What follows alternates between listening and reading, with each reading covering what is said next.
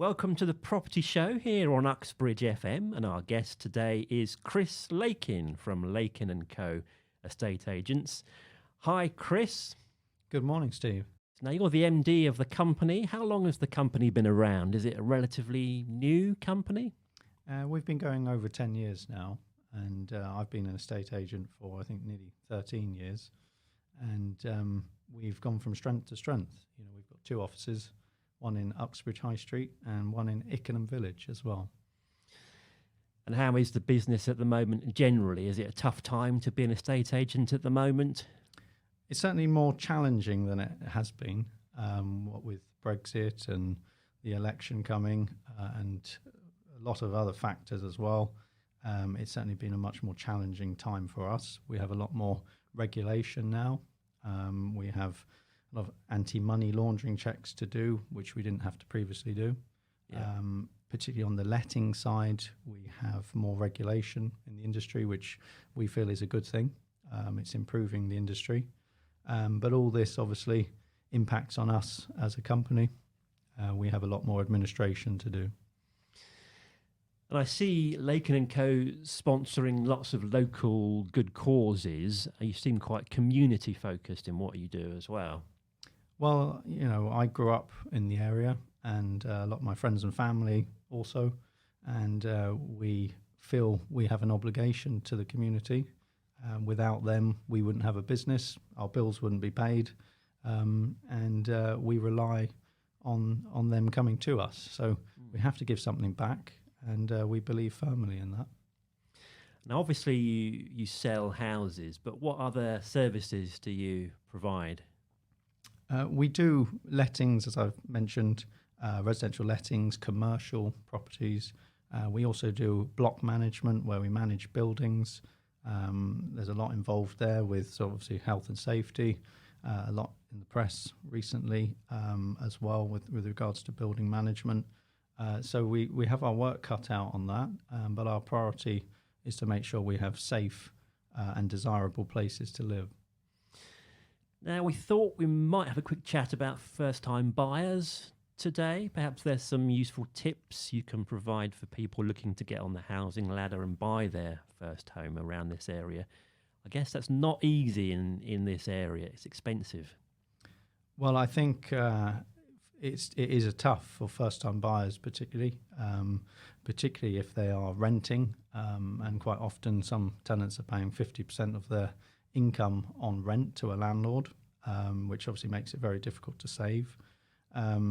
We also have difficulties with the mortgage process. It's obviously a lot more stringent, the checks they do now to make sure that people can afford the mortgage, particularly since the mortgage market review a few years ago. I think for first-time buyers, the government have tried to help. We've had stamp duty relief for first-time buyers up to 300,000. It's something, you know, something to help. But I think there are other schemes as well, which first-time buyers have used to get a step onto the ladder. So there's schemes to help. I mean, just tell us about those. So we've had the Help to Buy ISA for a few years now.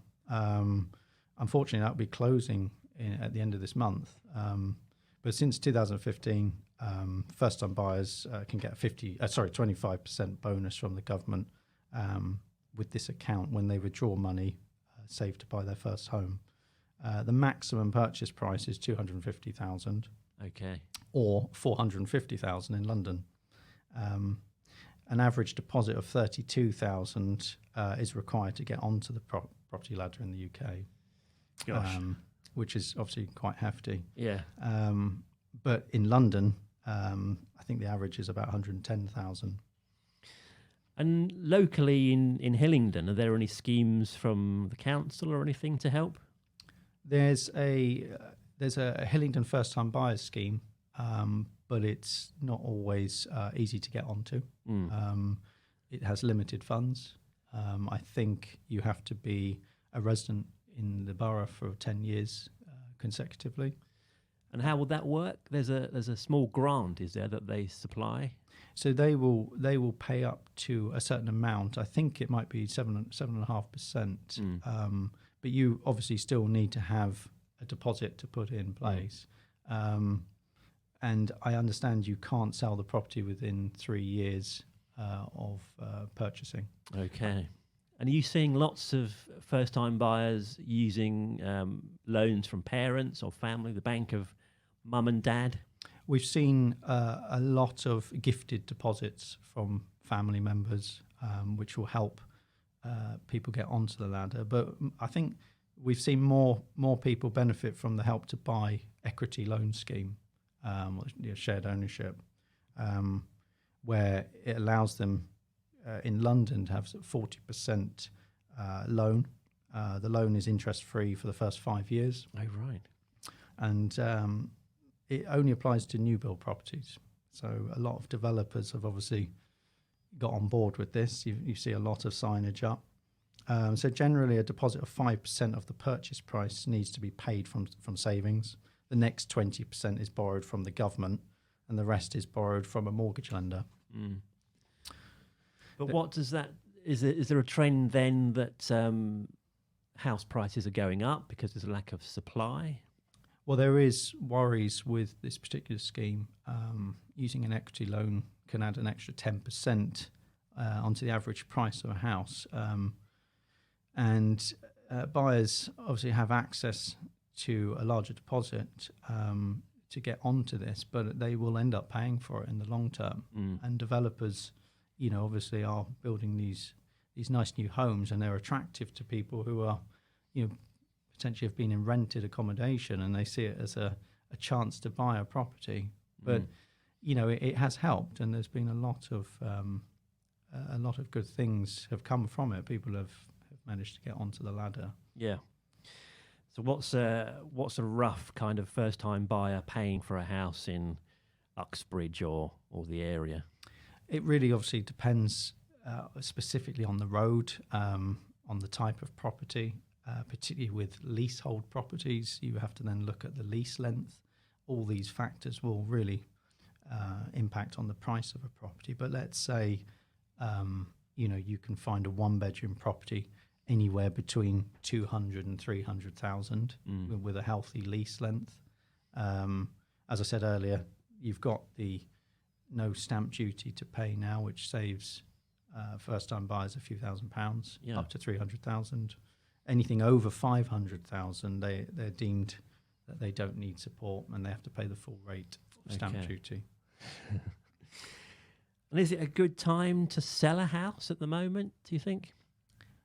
I don't think it's necessarily a bad time. The most important factor, and we say this to our clients, is about getting the price right.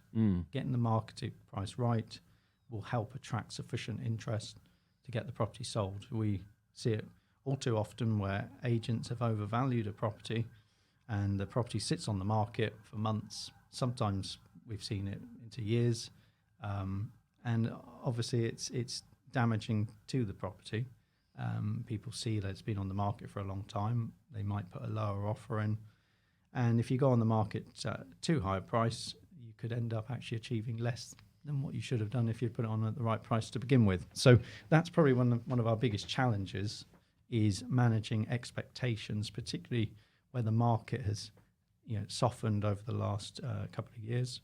People may have had a valuation a few years ago, and it's quite difficult to then come in and tell them an updated valuation. Yeah. And they obviously are thinking, well, only a year or two ago, I was told higher. Yeah. So that's one of your skills, I suppose, managing people's expectations and gauging the selling price very carefully. Well, our job is to get our clients the best possible deal, best possible price in the quickest possible time, so they're not sat with an empty property. We can only do that by giving correct and accurate advice, and we take pride in making sure we always give that information, correct information. Yeah. And it's part of our service, our customer service, and we're focused on making sure that clients feel they're getting correct information from us, and we're honest in our approach. What about being a landlord at the moment? Is it a good time? I get the feeling that it was better to be a landlord a few years back. There's lots of new rules, aren't there, that have come in that means perhaps it's not quite such a good time to be a landlord at the moment. Yeah, so I mentioned earlier that we've had quite a few bits of legislation come in over the last year or two, some key legislation. We've had some tax changes. Mortgage interest relief has been removed for landlords, or is being phased in. So anyone buying with a mortgage will no longer get mortgage relief, meaning tax bills will be higher for them. We've also had the depreciation removed, the standard 10% depreciation removed, and has been replaced with another scheme, which makes it much harder for landlords to get the relief.